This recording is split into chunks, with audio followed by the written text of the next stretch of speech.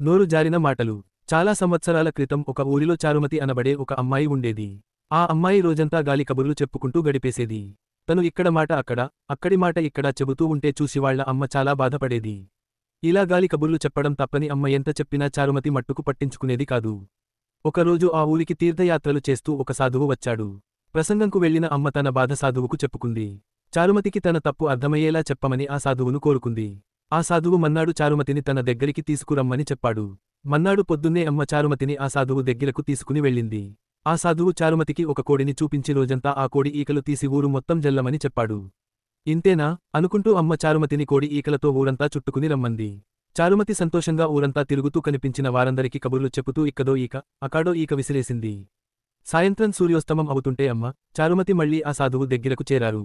ఈ రాత్రి నిద్రపోయి మళ్లీ తెల్లవారగానే ఇద్దరినీ రమ్మన్నాడు సదువు. మొన్నాడు పొద్దున్నే సాధువు, నిన్న రోజంతా విసిరేసిన కోడి ఈకలు వెతికి తీసుకురా అమ్మా అని చారుమతితో అన్నాడు. వెంటనే చారుమతి ఊరంతా వెతకడం మొదలెట్టింది. సాయంత్రం దాకా ఊరిలో ప్రతి అంగుళం వెతికినా ఒక్క ఈక కూడా కనిపించలేదు. దిగాలుగా చారుమతి సూర్యోస్తమమయ్యే సమయానికి ఆ సదువు దగ్గరికి వెళ్లి, స్వామి, నన్ను క్షమించండి. నాకు ఒక్క ఈక కూడా దొరకలేదు అని తల దించుకుని చెప్పింది.